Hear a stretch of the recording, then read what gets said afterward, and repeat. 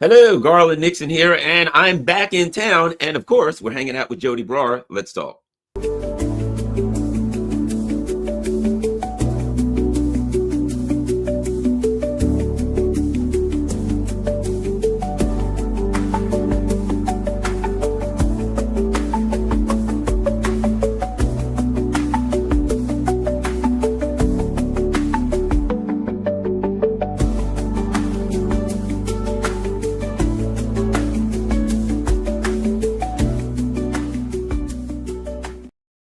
Hello, Garland Nixon here. We're hanging out with Joti Brar on a Tuesday morning. I'm back from 10 days in the, well, you would call it Western Russia, the Western border of Russia, the Eastern border of Ukraine. It was fantastic, of Europe, but it was fantastic. I went to Belarus, and basically everyone should go, because you find out that everything you're being told about Russia and about Belarus is aren't just lies. They're the opposite of truth. The people are happy. They're supporting their governments. The economy seems to be going well.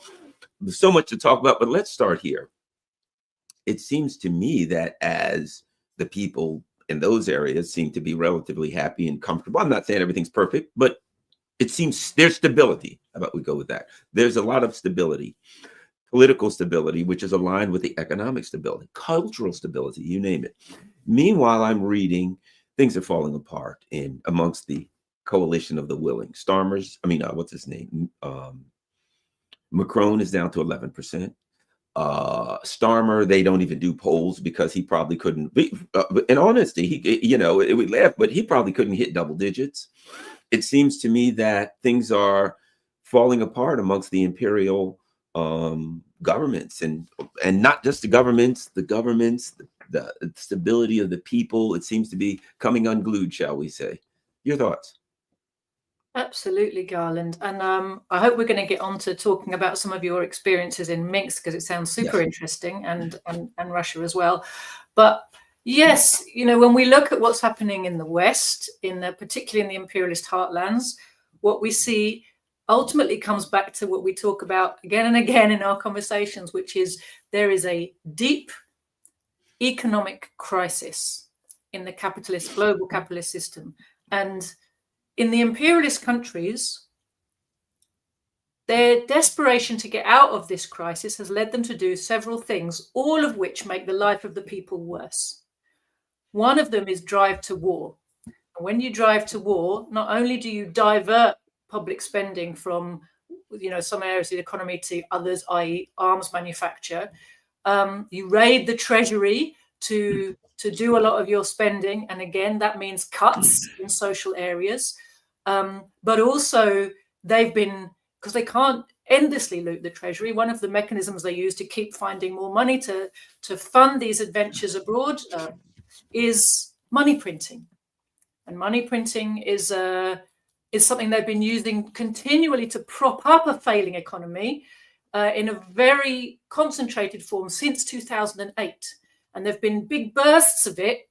And then every time they talk about stopping doing it, something else, there's another downturn in the economy, and so they do more of it.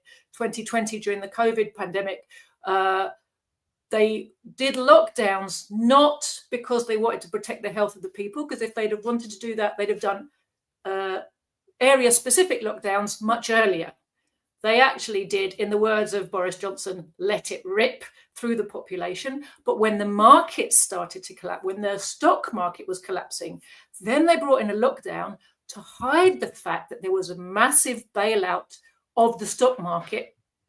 And they called it a bailout of the people, and they called it a health measure and all the rest of it, right? So that again was covered through money printing. There was a whole load of money printing, accelerated program of money printing through that period.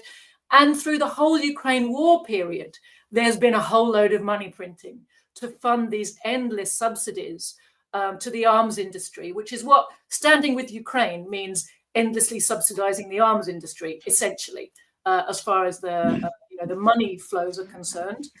And all of that has led to rampant inflation. And it's inflation now that there's no way for the government to put a lid on. Official inflation figures go sort of up and down.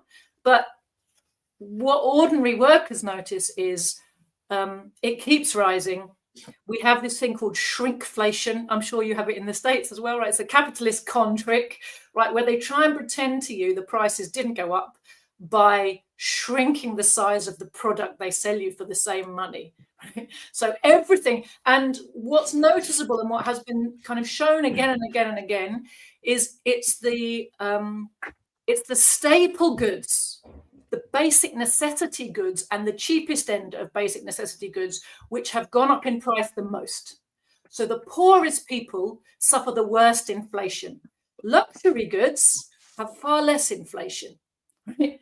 But the mass of the people are not consuming luxury goods, okay? The mass of the people are living off of, baked beans and, flour and rice and sugar and core staples, the cheapest toothpaste, the cheapest t-shirts, whatever. And these things are showing the most inflation, as are rents. Again, at the bottom end of the market, they're worse. House prices at the bottom end of the market, the inflation is worse, or the interest rates, what it does. So the whole thing, impacts disproportionately the poorest in our society. So this is a classic case where there's a crisis for the capitalist system, and the capitalists bring in various measures which pass the burden of the crisis onto the backs of the poorest. And of course, they're the ones who had nothing to do with making the crisis, right? But they bear the most disproportionately the brunt of it. So of course, while at the same time we're having, economic problems, and the longer the crisis goes on, the worse the economic problems become. And we have more and more bubbles, in asset prices and stock prices. And, especially we're seeing a massive AI bubble at the moment now, which is bound to burst, right? It's based on hyped valuations that don't reflect a future income stream. This is something we've seen again. It's a repeated symptom of the fact that capital is sloshing around the world without a productive way to invest itself. So asset prices balloon. And it's all a symptom of the crisis. It's all a symptom that knocks on to exacerbating inequality. But on the one hand, we're seeing, this economic crisis and how it leads to austerity and how it leads to inflation. It leads to a lack of decent employment for ordinary workers. In particular, it leads to the acceleration of something has been going on for a long time, which is what they call deindustrialization, and what in Marxist terms is called the export of capital.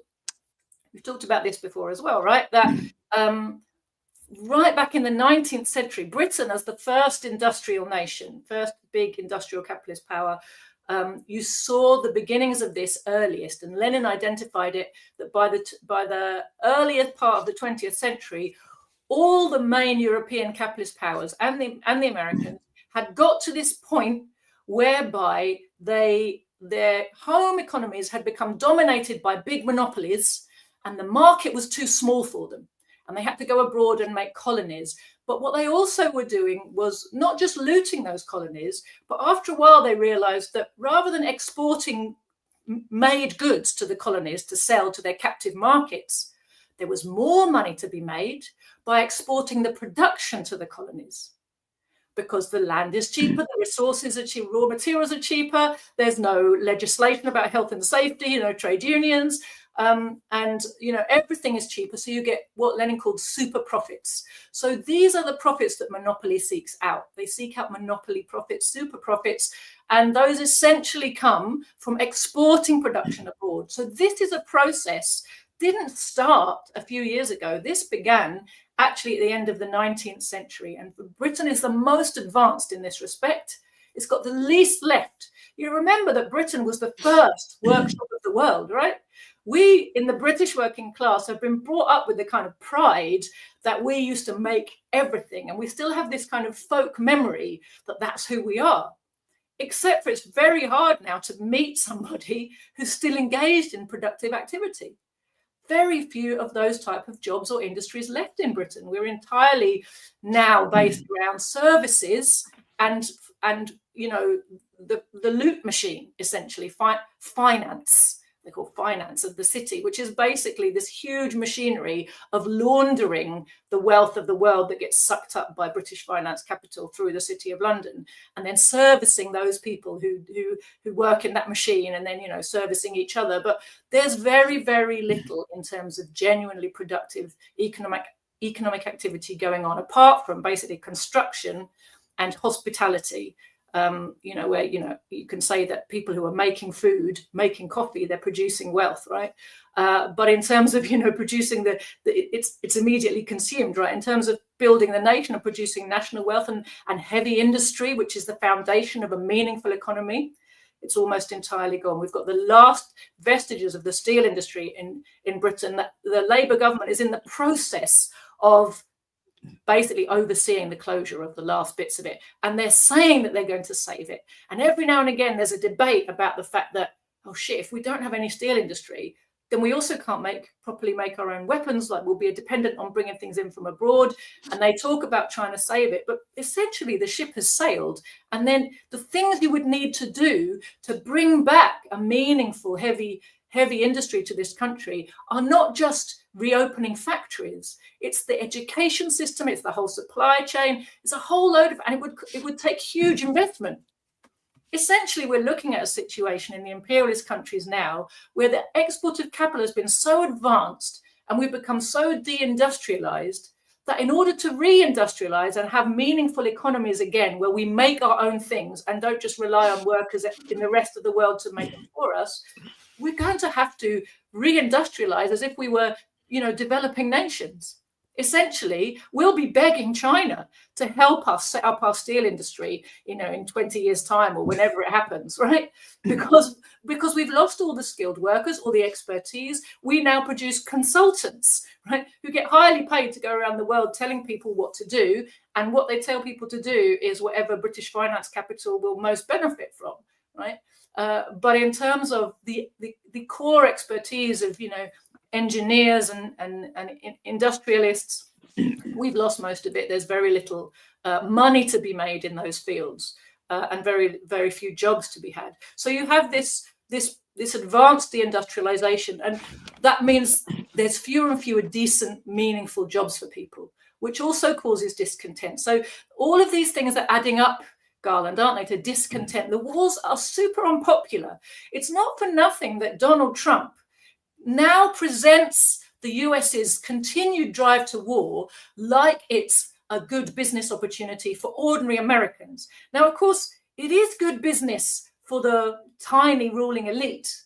It's not good business for ordinary Americans, but he's trying to tell them that it is. Oh, we're making lots of money from Ukraine now. We're not paying for it. Someone else is paying for it, so don't worry about it. But of course, American taxpayers do continue to pay for the American war machine. They pay through the absolute nose, and American workers do not benefit, right, from the looting that goes on, or they're not benefiting either from the shakedown of the EU. Or the European imperialists. It's only the top monopolists in the USA who are benefiting. But, you know, the trick of leaders like Donald Trump is to present what's in the interest of the monopolists as if it's in the interest of everybody, which is, of course, is what the politicians in all the capitalist countries do.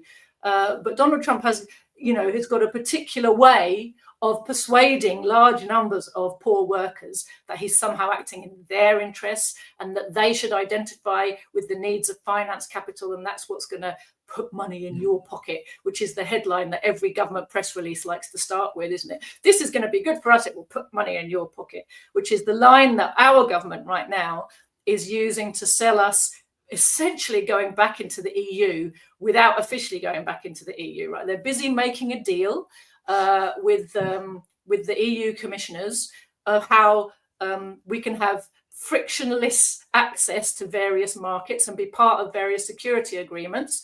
And the EU is saying, well, if you want to be part of these things, which is like being in the EU, you should pay into the budget. And they're going, well, of course, we will do that on a case-by-case basis, as long as it makes makes financial sense for British workers. And we'll make sure we're putting all the deals that we do are putting money in British people's pockets. I it's total rubbish, isn't it? They're picking our pockets left, right, and centre, and they will pick our pockets again to pay the EU so that the big business has access to the things it wants, and which it's never forgiven the British working class for trying to sever the link with the European Union and its, frictionless market. So just to finish what we were saying about the situation in Europe, you essentially have rising discontent, rising poverty, deepening austerity, worse unemployment, worse pay and conditions. Everything's getting worse for workers.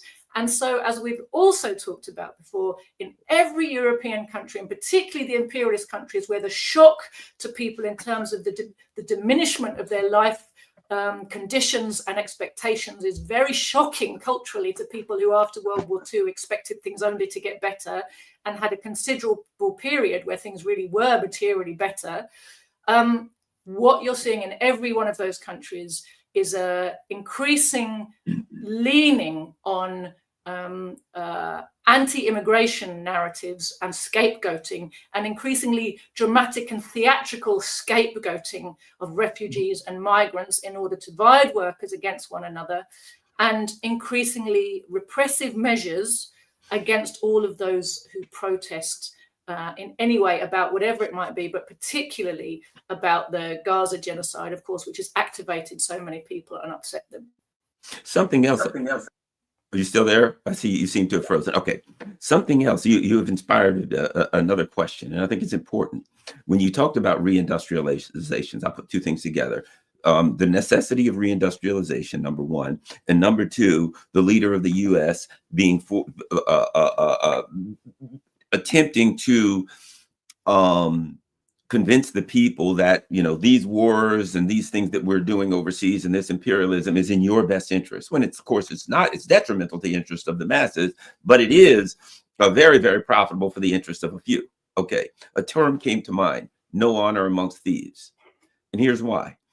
Because at the same time, the leaders of the U.S., because we say Donald Trump, but also the Congress and all of the leaders are saying, oh, this war is great, we're making money, we're doing. Now, here's what they've gone to. We're going to skin Europe alive economically. We're going to take their industry. We're going to take their money. Hey, look what's going on in the war. Europe is buying the stuff from us, and we're going to do a surcharge of 10% because, let's face it, the leaders there are puppets. They're going to do what we tell them. Not only will they pay us the full amount, they'll pay us an additional 10%. Why? Because we told them to do it. Number one. So, and we're going to shut down their corporations and move them here. So while at the same time they're saying this war, Ukraine, Gaza, Venezuela, whoever we attack, whoever we go to war with, we're making lots of money and you're going to get some of it, which you aren't. They're also basically saying, and by the way, those stupid Europeans, we're going to take them for every dime they got. Not only these wars great, they're going to pay for it. And we're all going to get the money. So the same thing, the imperialist leader countries, if you have two imperialist countries, the big, stronger one says, the non-imperialist countries, anti-imperialist countries, we're going to rob them blind.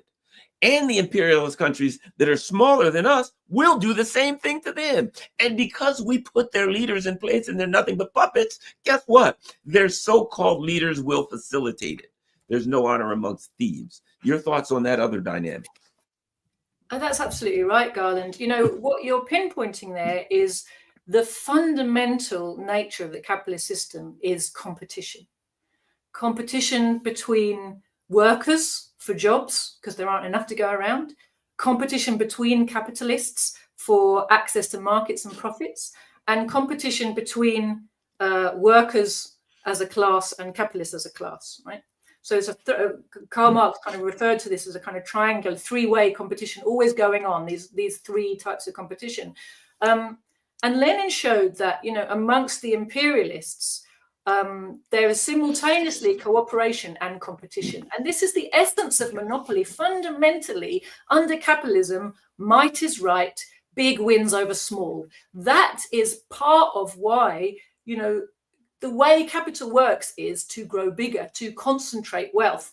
And you win the battle of competition by being bigger than a rival and putting them out of business or buying them up, or, one way of capturing more of the market to yourself. And then you can produce on a bigger scale, and then you get economies of scale, and then you can outcompete people, and then it carries on like that.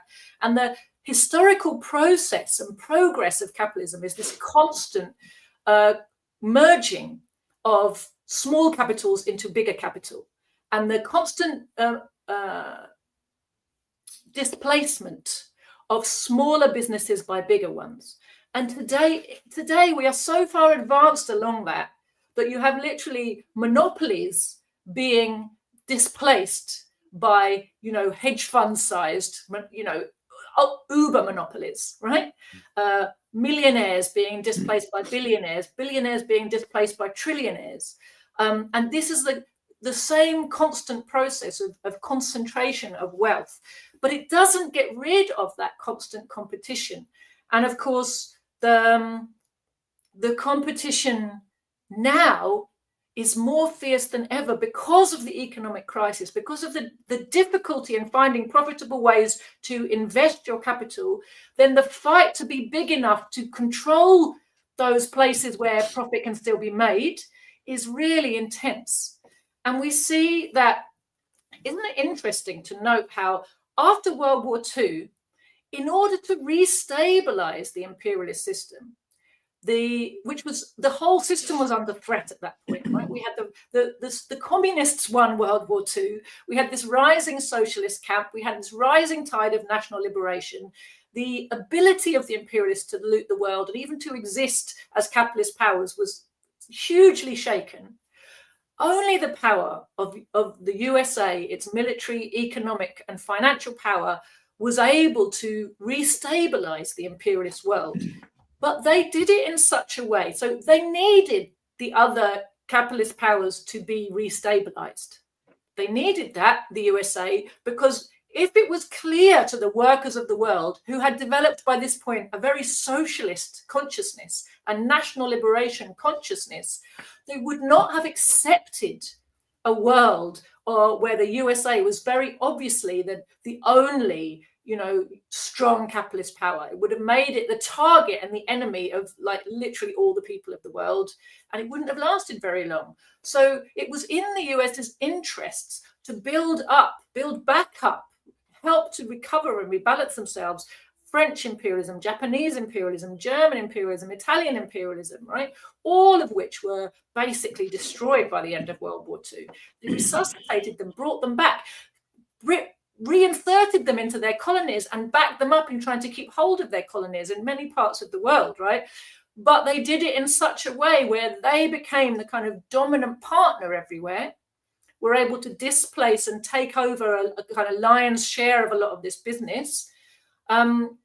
And what we've seen more recently is to what extent they set up a world where, in fact, no real independent imperialist activity could be taken by any of the former imperialist powers who used to act as individual powers without the approval and cooperation of the USA. USA might pretend to have nothing to do with some of their adventures, but actually when we look at how the militaries are set up, we see that they're step by step they've been incorporated into the NATO machinery in such a way that none of them can actually act independently.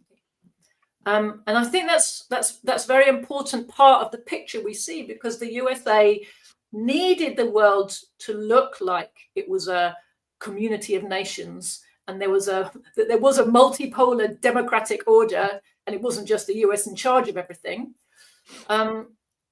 But as time has gone on, and with the deepening of the crisis, what we see is that they're turning on their own allies, despite the fact that destabilizes the very system they set up, whose aim was to stabilize their system. So they're shooting themselves in the foot because the crisis is forcing them to it. It's not their first choice. It's a lot of people, for example, they'll look at something like Libya, the chaos in Libya, and say that chaos is what the US wants. No, the imperialists would prefer to have replaced the stable anti-imperialist government of Colonel Gaddafi with a stable proxy regime ruled over by somebody else on their behalf that would enable, nice, controlled looting. It's best for profits. They take chaos as better than what was there before, but it's not their aimed at outcome is what they end up with, because they're not able to succeed precisely in their plans. They got so far and no further. And I think it's the same in this situation with turning on their European partners. I think genuinely they wouldn't have done it if they weren't in such a state economically themselves. They're so desperate for profits. And remember, the beginning of the Ukraine war, the plan wasn't bleed Europe. The plan was, we're all going to have a bonanza together by bleeding Russia. It failed. I don't think people really understand the significance of that failure, Garland, what it has done to the imperialist machine, because all these years, look, how many years has it been now? 3 years? We're in 4 years. It started in 2022. February will be 2026. So 4 years. Nearly 4 years of an incredibly expensive war that was only supposed to last a couple of months. That when they started the sanctions regime, they knew those sanctions would hurt them. They thought the hurt would be a few weeks. They thought short-term hurt, long-term gain. Long-term meaning, a couple of months' time, the Russians will all be out on the streets. Vladimir Putin's government will come down, and we'll go marching in, and we'll have a new, Boris Yeltsin type in the Kremlin. Happy days, will be looting away, and our economic problems for now will be solved. Instead, their economic problems have been exacerbated and multiplied through this period, and the crisis is getting worse and worse. And they're doing more and more money printing of a type that they were trying to slow down on, to shore up and try to hide from people the truth about what state their economy is actually in. They don't want the people to understand that the entire edifice of global capitalism is teetering over a crevasse, right? And could collapse from any number of shocks that are all quite likely. Right? You can have a meltdown in any corner of the economy that could set off a domino chain effect. So they're trying to hide that. They try to hide it with all their money printing. Of course, the money printing slows down the impact and makes it harder for people to realize what's going on. But ultimately, it has a huge impact on people's lives and increases the level of social tension and discontent. Hence the responses we were talking about earlier. I feel like I was saying a different thing. What was I on about? Well, I was talking about the kind of the headline of this particular part was "No Honor Amongst Thieves," about bigger U.S. robbing. So this is how capitalism fundamentally works. The big always eat the small. The whole point of becoming a monopoly is to be able to dominate and control markets and stay and put your rivals out of business, when you need to, and expand at the expense of others. And in the situation that the US has got itself into, or the imperialists have got themselves into with their failure in Ukraine, with the backfiring of their sanctions, the backfiring of their war effort, they're spending and not getting back on their investment. Now they're all looking for, but there's a whole load of big corporations that will go down if they don't get a payday, right?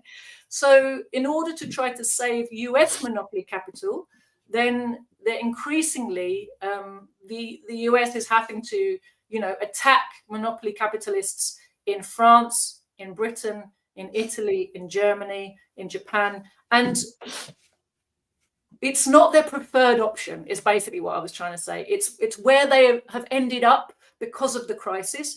And what we're also seeing is that for now, and it seems like it may be in perpetuity, only time will tell, there is not really a way for the imperialists of Europe to break out of this scenario, because they allowed their militaries to be turned into adjuncts to the US military. And fundamentally, finance capital's power only exists, the power to loot the world with your money only exists so long as you've got an army to back up your finance, the power of your finance, right? And now that the backstop army for all the imperialist powers now, for France, for Britain, wherever they are in the world, is the US army. Now, what is interesting, and I think we should never lose sight of the fact that it's clear that Paris, and especially London, still have significant influence in Washington. There's a lot goes on in Washington between different camps. When different camps in the America are arguing with one another, it's very clear that some of those are very heavily aligned with the interests of Europe, especially of Britain. That relationship, that special relationship is real. It's very deep. It goes back a long way in history. British finance capital is so big and so strong and so kind of permeated into American finance capital that it can be very hard to see where the dividing line is a lot of the time. And it's very clear that while, you know, very often some section of US monopolists will come to the conclusion that such and such war is no longer a good idea and be looking for the way out. And then another section, heavily connected to London, will turn the ship back around. Right, and you see this again and again and again happening. And this is not just, you know, some people from London came along and had a chat. You know, the politicians all act in the interests of monopoly financiers, and the monopoly financiers themselves. You can really see that the British and American ones are very heavily interlinked, and particularly with the war machine section of US finance capital, you can really see that the British are everywhere. And, you know, one example of how worldwide British finance capital still is that, you know, we in Britain are given the impression that it's only the Americans, the US, that talks about Latin America like it's its backyard. And the British are hands off with that because it's far away from their sphere of influence. But actually, if you look closely, I was at a meeting last Saturday about Venezuela, and we were told a story about a big British monopolist, landowner, that was displaced during the Chavez period, owned huge number of acres of land in Venezuela. And this lady talked about being in Harrods and seeing Venezuelan beef and Venezuelan mangoes on sale. And they were the product of this estate. I forget the name of the family or the company that owns it. Big British landholding. And the Maduro government is still paying those people compensation for the fact that the Chavez government took over and nationalized that land. Likewise in Colombia, which is, you know, basically a part of the same nation, isn't it? As we're now all realizing, those of us who didn't know it before. But Colombia, which has been the US's kind of aircraft carrier in that part of Latin America for a long time, there are British mercenaries, special advisors in Colombia, right? So clearly, Britain's role as Latin America's banker, which was established in the 19th century, hasn't really gone away. They're still in there, up to their eyeballs in everything.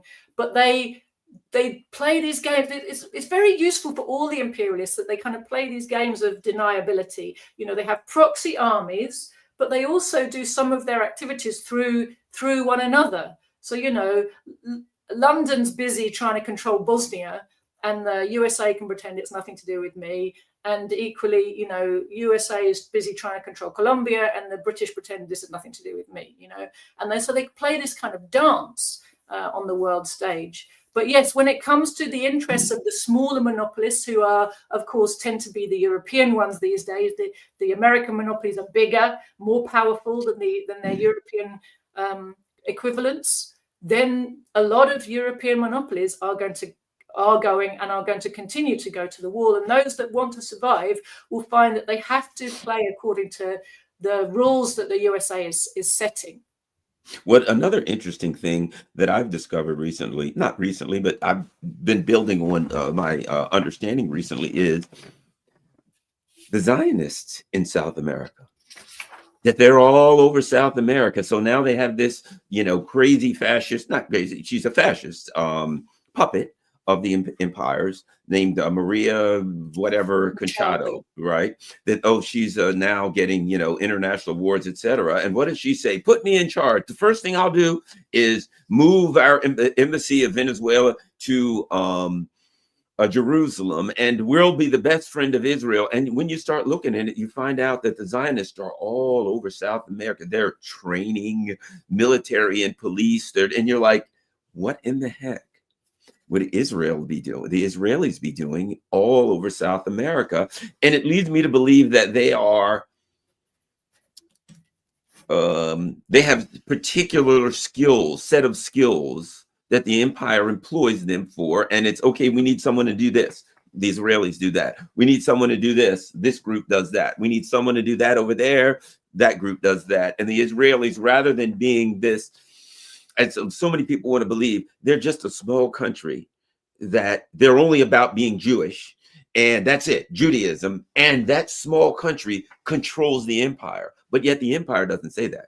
The empire says they are our unsinkable aircraft carrier, and an aircraft carrier is a movable base. It's a mobile base. So when they say unsinkable, they mean immobile, but it is mobile. It is a mobile base that is used to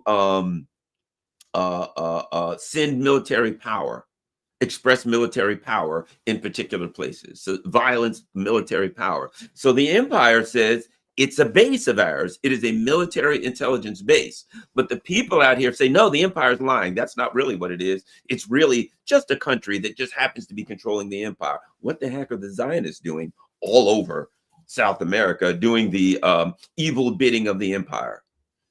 Absolutely. And it's another sign, isn't it, of the interconnectedness of Anglo-American imperialism, British imperialism, and American imperialism, because, you know, these Zionist forces got their original training from the British. The British are the world experts in all of this, you know, fascistic violence. You only have to look at the history of the Indian liberation struggle, as beautifully documented by my father in this book, Inkilab Zindabad. But coming back to the point, the British were the experts in lying propaganda and in fascistic violence, which they exported all over the world, right? And then they taught it to people. You know, Goebbels is a name that we associate with, you know, turning the truth on its head and truly outrageous propaganda and bludgeoning your people into like basically mass gaslighting, right? Bludgeoning your people into believing black is white and white is black. Well, Goebbels wrote admiringly of the British propaganda machine. Said, if only we could have something like that. It's genuinely true. They learned from looking at Britain how to do these things. The fascistic violence that they enacted on the streets against their own population was violence they were copying from British imperialism all over the world, right? So the idea that, you know, fascism is something that was born in Germany is total nonsense. It's always been a tool of imperialism. It's tended to be used abroad. It was a sign of deep crisis in imperialism that they were using those same tactics on the home population, right? That was essentially what characterized the fascist era in Europe, was that type of violence that was routine in the colonies coming onto the streets of the home countries. That was a sign of a deep crisis. It was a sign that the working class was getting impossible to control, right? That the fascist methods come home. So the British were the past masters and the trainers of the world in all this stuff. They're the ones who originally armed and trained the Israelis in all of these horrific methods of control of, you know, restive natives. Then it's become very useful. Again, we live in the era. It's really important to recognize, because we live in the era of growing socialism, of a national liberation consciousness, narrative control, how you portray things to the people is very, very important, because if you just say it how it is, you won't last. The people will be outraged and they'll bring you down. So the imperialists are stuck in this situation where they have to pretend that they're the ones who look after democratic rights. They pretend that they care about the things that the mass of the people care about. They pretend that they protect things which only socialism protects. They've wrapped themselves in narratives which come from socialism and from national liberation, right? But they've been forced into that position, and it does two things. One is it makes them vulnerable to allegations of hypocrisy, and to, you know, it's one of the things that feeds the discontent of the people as they steadily become aware of how much they're being lied to and how different the actions of the people who rule us are from the words they use. Right? Nevertheless, they need this deniability. So the other side of that needing deniability is that they will prefer and very often set up proxy mechanisms for carrying out their worst disgusting deeds. So they're doing the same things they've always done. It's not new. But using proxies and having this plausible deniability, this arm's length, oh, well, that's Israel's business. And of course, we don't like it. I'll stand up in the House of Commons and say, I'm very saddened to see that our good friends in Israel have taken measures that we can't quite approve of. If only there was something we could do. I'm so sad.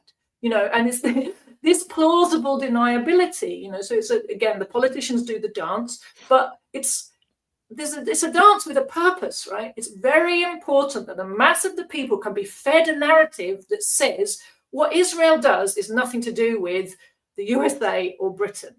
And for those who start to realize, no, it is connected, there's another narrative that they're given on some corner of the internet that says, the tail's wagging the dog. These Zionists have taken over your government, right? So it's all misdirection. The Zionists, Zionism, Zionist Israel, they are tools of Anglo-American imperialism. They always have been since the inception, the foundation of Israel in Palestine. It's been a project of imperialism, and they found that the Israelis were willing tools. They got very well paid for their status of being willing tools. They got to feel like they are, supremacist Europeans, right? And they get paid very handsomely to do the dirty work of imperialism in all kinds of places. But again, it's a kind of plausible deniability that you have a middleman for passing on your most vicious fascistic training to governments around the world, which are also basically your proxies. So, you're going to train paramilitary forces in Colombia, you're going to train the police in Argentina, you're going to even train, the police on the streets of America. You'll send the Israelis to do it as if it's just their initiative. It's just their kind of entrepreneurial drive to share their expertise. Here are some things we've learned, and we won't talk about where we learned them from, i.e. that the British colonists set us up on this path, and that we've been practicing for decades on, controlling and murdering Palestinians. But we're just experts in security, and we come to give you some security advice. So yes, that's how they set that whole system up. But it's worth noting that the connection between Israel and British imperialism is not just a historic one. And it's not even just that, say, we've talked before about the fact that British imperialism is participating directly now in the genocide with, for example, RAF overflights and all the rest of it. And I'm no doubt there will be special advisors in Gaza helping them to run their operations room. It's also been revealed, and we have no idea what the numbers are or how often it happens. It's literally 1 or 2 cases have been uncovered because of, searching around the internet for photos by some basically investigative reporters at Declassified, have shown that there are Israeli officers coming to London for officer training. So this machinery is an ongoing connection. And, people at the top of the machine have been vetted, vetoed, and trained in the imperialist heartlands. So they're fully on board and they fully understand what their role is, and they, totally integrated and at one in the service of British and American imperialism. Interesting. One last question I have, and that is, I'll try to make sense of this.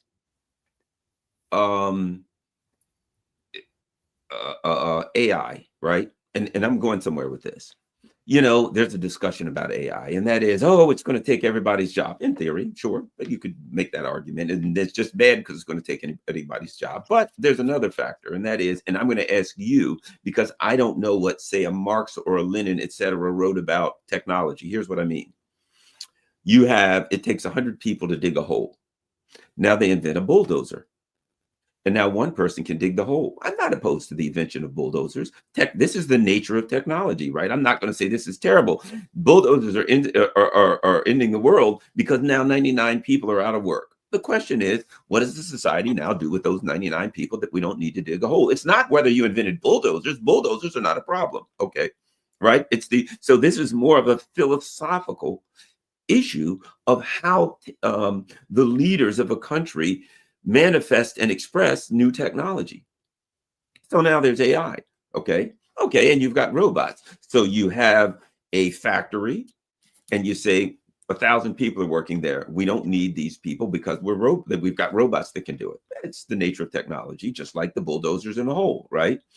And you've got AI to run it. We don't even need people. So we can turn this thing on. It can create sweaters, ties, whatever it is, and you don't need people. The issue is not that. It's what does the society to do with those people, right? So now those who are screaming AI is going to destroy everything and AI is going to take our job, that's no different than the invention of the bulldozer. This is all the same thing. It's not that I'm, oh my God, scared of AI. Now, could it be used, put in charge of our nuclear weapons? And we're looking at, like the Terminator movie. Those are different questions that are valid questions that should be asked. But from the perspective of new technology, be it the invention of the wheel, the shovel, the bulldozer, the robot, the AI, they're all the same thing.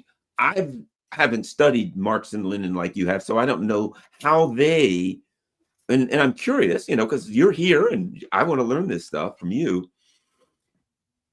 What did Marx and Lenin say about technology? Because to me, you put Garland, you're the emperor of the country. I'd say, okay, those 1,000 people don't have a job anymore. No, great. Well, good. They can read. They can become concert pianists and artists. They can spend more time with their family, and we'll find something. They can clean the streets, and we'll pay them the same. I say we can find productive things for those people to do, and their lives can be enhanced, and society can be enhanced, rather than we throw them on the streets and let them all starve and die. At any rate, you see where I'm going. Technology, AI is just a new technology. What did Marx, Lenin, and other great Marxist minds say about this particular issue? Thanks, Garland. It's a really important question. And you're absolutely right in your fundamental reading that AI is no different from any other advance in technology. Technology basically means the way we produce things, right? Right. New technology is just the latest inventions of how to produce things. So there was a time when a wheel was new technology, right? High technology. If we had the language we have now in those days, they say, oh, look at that high-tech wheel. I liked it in the olden days when we just did walking. What was wrong with walking? So yeah, everything to do with the development of the productive forces, which means the things we use to create what we consume, is the development of technology. And automation has been the name of the game since the beginning of the capitalist era. First of all, when we moved from, the very beginnings of capitalism were factory workshops. And the original factory workshop was where a group of people, artisans making the same thing, were employed by one capitalist. He had enough money to bring a bunch of artisans, say they were shoemakers, all into the same space. And that made sense. He can make a bit more money if they're all in the same place. Then they started to realize, we'll speed up the process of production and then produce more and make more money if everybody, instead of making a whole shoe, if people sit in a line and make parts of a shoe and the thing moves along. So you simplify the labor of each individual. He doesn't have to be so qualified, doesn't have to spend so much of his life learning his trade. He's more easy to replace because he only has to be trained in doing one bit of it. And the whole process is also, so the labor becomes cheaper, but also the process becomes speeded up. But still, it was a small scale. It's a factory workshop. It's people sitting in a row doing, I'm hammering this pin in, I'm putting this bit on, but in a row. Then the next development of technology and the incentive then was automation. If we look at each of these processes that are happening in a line and break them down to their very simplest movements and make a machine that does this simple movement, So the early industrial machines just did one very simple movement. And then gradually you had machines that were doing a process of, an assimilation of movements in a row, right? But it was, first of all, you break down making something into very simple tasks, and you break those down further into very simple movements, and then you find ways to automate those, and then you gradually put it back together again. And it was applying the laws of physics that people were, that was the real incentive, Garland, for discovering all these laws of physics and chemistry. It was to apply them to production. So you could automate things that previously were complicated and make them simple. You have to understand the process and you can replicate them. If you work out how levers work, you can build a machine that kind of does this, right? And then it turns out that can be instead of a person doing this. And, so you build up these capabilities. So I'm just kind of giving this picture to show this is the gradual development of industry. Industry, as we know it, means the application of machinery to automate processes that were previously done by hand. And at each stage, skilled labor was displaced by unskilled labor, and laborers in general were displaced by machines, right? Because now the person needed to manage the machine doesn't have to be able to do all the things the machine can do. They just have to be able to turn the machine on and off. And of course, you have a different class of people required to design the machines and repair the machines and take care of the machines. But the machine attendant can be doing something very, very boring, like, just kind of picking up bits of wool off the floor or pressing buttons on and off, or, just waiting for something to go wrong, turn the machine off, fix it, put it back on again, that type of thing, right? So the capitalists, in a capitalist system, this constant throwing of labor out of work benefits the capitalists because they, as individual capitalists, are able, the person who gets an advanced technology first can undercut their rivals. They can produce more for cheaper, and that enables them to steal market share and put rivals out of business. Then other people catch up. And what happens is, because other people have caught up to the same level of technology, the general price of consuming that product the general cost of producing that product has gone down. But the amount that's being regularly produced now has massively gone up, right? So now you need a bigger market to sell all that stuff to. Right, and this is the process of industrialization and development of technology in the industrial era. So AI, robots, they're just a further development of the same thing. It's all tools for automation of human-done tasks, and there's no particular Chinese wall limit to where automation should or shouldn't stop. It's literally, if a task is repetitive and you can find a way to automate it using computer power or robots, why not, right? Now, what it really shows us very glaringly is the problem with capitalism. Because under capitalism, this tendency to constantly automate means that there's fewer and fewer proper jobs for people and more poverty amongst the workers, while the rich are getting richer and richer. But you change the system. If we're no longer producing for profit, automation suddenly becomes a huge boon to humanity. Because what does it mean? If you can automate and you can produce on a massive scale very cheaply, what does that actually mean? It means that we have the capability, and Marx pinpointed this with the level of automation and industrial power they had 150 years ago. It was already the case. So think how much more it's the case now, that the machinery and the technology that's available to humanity, if you put it in the hands of humanity without the need for an exploiting class to make profit out of its activity, and you just say, use these machines to plan production and produce what everybody needs, what's going to be the result? The result is we work short days and we have plenty of everything that we need. And we have a much more civilized life. The amount that we have to work compared to the amount of leisure time is totally shifted. Everybody can be engaged in productive, useful labor that society has decided needs doing. But all the boring tasks, all the back-breaking tasks, I mean, I've seen in North Korea and China, robots picking lettuces. That's brilliant. Picking lettuces is back-breaking work. That doesn't mean there's not other work that we don't want humans to be involved in. But why force humans to do repetitively back-breaking labor that, puts a strain on one part of the body and, bores you to tears, if that can be automated? The problem with displacing human labor into capitalism is they're not automatically given something more useful and interesting to do.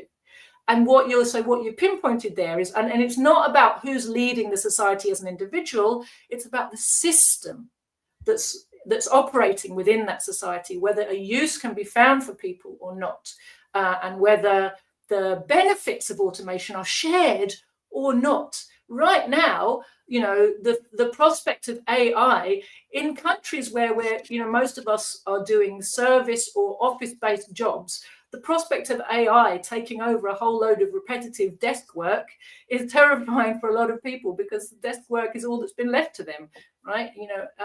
But it's not the technology that's the problem. It's the system that's the problem, and it's always the same. It's like is a knife used to chop an apple or stab a person? It's not the knife that's the problem. It's the context in which the knife is being used. So we always have to bear that in mind when it comes to technology. I can become very Luddite in these days regarding social media, for example. I hate what it's done to our lives, to our children, to our minds.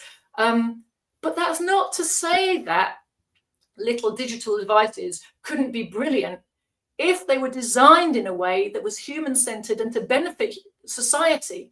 What right now, all the design is anti-human, right? That's not inbuilt into those technologies. It's the way in which those apps and the ecosystems has been developed in the interests of monopoly capital. They've developed an attention economy which wants us to be addicted and to capture our attention, and that destroys our quality of life. It makes us anxious. It does a whole load of knock-on consequences for our life, our society. It wants to capture our children young, right? So we have addicted young people with inability to concentrate, massive anxiety, all these problems. But it's not that it's wrong to have computers. It starts to feel that way, doesn't it? The bloody computers, bloody technology, bloody phones. I'll throw it all out the window if I could. It's the system and the motivations for the people who've been developing it and the way it's being used, which is the problem. Well, thank you very much, Joti Brar. Well, this was perfect. This was excellent. Had a great conversation, and it inspired a lot more questions. So we're going to have to get back together soon and talk again. Tell everyone where they can find your stuff and about your website and your recommendations. Thank you, Garland. So you can see my name down there. I have a Telegram channel, Joti Brar, and my party has a Telegram channel, The Communists, with an S. You can find our website there as well, thecommunists.org. Where you will find our education program, very important. If you're in Britain, do join up as a supporter and join in with our study classes. And Proletarian TV is our channel on YouTube, where you can find lots and lots of good speeches and presentations. Thanks. Thank you very much, everyone. That's Joti Brar, and we'll be back with her generally weekly. Generally, we try to get her on Tuesday mornings, but of course, she's very busy and in demand, so we don't make every Tuesday morning, but we do all the ones that we can. Thanks to everyone out there at Patreon and my Patreon people that make this happen. You certainly see there are numerous ways that you can donate, and don't forget, I have my somewhere someone just sent me another book. I don't know what it interesting book. People are I've got my PO box there, and people send me a lot of stuff there. They do donations, but they do magazines and books. And I got a book. I don't know anything about it. It's called The Great Taking by Peter Webb, by David Rogers Webb. The Taking of Collateral, the Endgame of the Current Globally Synchronous Debt Accumulation Super Cycle. It's going to be interesting to read this. But at any rate, so there's my P.O. box. Feel free to send stuff there. And the most important thing that everyone can do, since, the mainstream media is out there misinforming us, and we're all trying to learn together on social media, the important thing that you can do is share this on all your social media platforms. Thank you very much. We're out.